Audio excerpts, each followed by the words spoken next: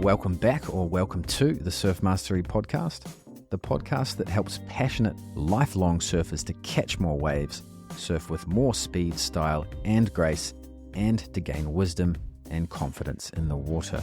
Today's episode is for the beginner surfer who is struggling to catch waves. And for the long-time listener who's tuning in again, we've got a long-form interview coming up with Professor of Philosophy Aaron James, all about surfing philosophy later this week. So make sure you're subscribed and keep an eye out for that one. But let's get into today's episode. Let me tell you a quick story about Jason, and then I'll go into 3 actionable tips. So just before COVID hit, I was doing a lot of surf lessons and surf guiding in Southern California. And I got a call from Jason, who had just discovered the show. And he'd heard an episode where I had said that after 4 weeks of surfing as a new surfer, you should be catching unbroken waves out the back. And he realized just how far behind the curve he was. So he gave me a call. He was 42 and had been surfing almost daily for 3 months after having a few group lessons at his local surf school. And he said some days he just felt like giving up and that surfing just maybe wasn't something that he was physically capable of. But at the same time, he was hooked on surfing and felt extremely drawn to surfing and the ocean. So we booked a session. So I met Jason at a local beginner-friendly surf spot. And the first thing I do with a new client is just observe. So I watched Jason flail around for about 5 minutes on his 7-foot soft top, and I knew what was going on, so I waved him in. He basically had the complete wrong approach. It's a pretty typical story, actually, especially for those who have started later in life. A few lessons at a local surf school that specializes in the tourist experience, or teaching school kids, and then watching a few YouTube videos, and yeah, you can go pretty wrong. So as he was coming in, I went to the car and got the 9-foot soft top. He needed that. And as we sat down at the beach, I said, "Jason, mate, well done. You're very confident in the water, but I got good news and I've got best news. The good news is that you're doing almost everything wrong." And I said, "Oh, okay," hesitantly. I said, "No, that means there's plenty of room for improvement. And the best news is that you got a huge smile on your face despite all of that."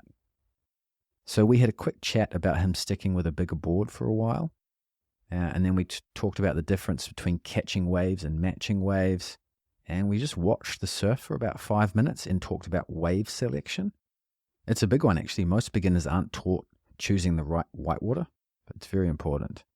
And then our goal for the last 40 minutes of the session was to catch as many waves as possible with as little effort without paddling. So I went out with him in waist-deep water and gave him plenty of tips and talked him through the process. He said at the end he caught more waves in that 40 minutes than he'd caught in the last 3 weeks. So let's break down the main things I taught Jason on that day into 3 tips that you can use. So tip number 1 is to match waves, don't catch waves. So this is a bit of a perspective change.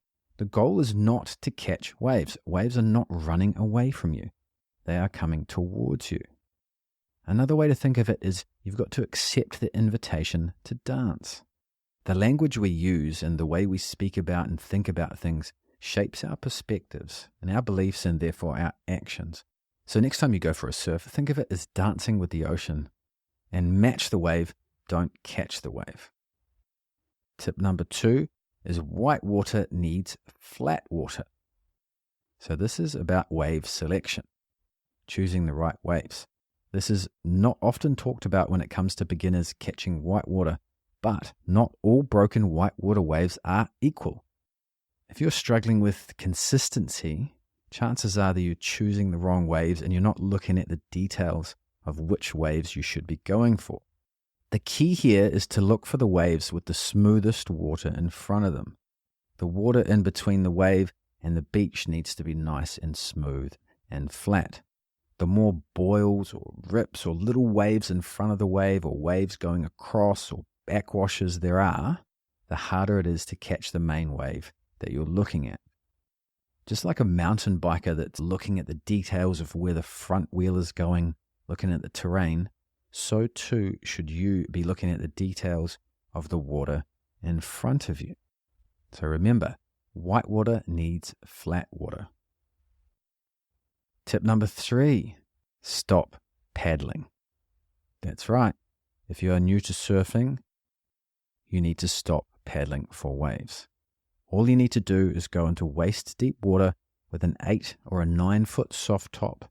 No other board is appropriate for a beginner. You point the board towards the beach, have your hands in the center of the board on either rail, wait until the whitewater hits the tail of your board, and then jump onto your board and forward towards the beach at the same time. That's it. That is all you need to do. That is how you match the speed of the wave. Catching waves is all about timing. It is also really important that your surfboard is 90 degrees to the wave. Not 89 degrees, not 91, 90 degrees perpendicular to the wave. Don't look at everyone else paddling. Don't let anyone else tell you need to paddle. You don't. If you need a visual on this, there is a link to a YouTube video in the show notes. So to summarize, match waves, don't catch waves. Whitewater needs flat water, and stop paddling.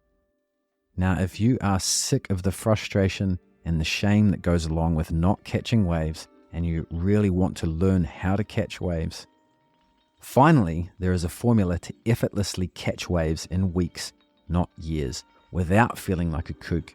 Guaranteed. Join the Wave Catching Academy now. There is a link in the show notes to find out more details and to book.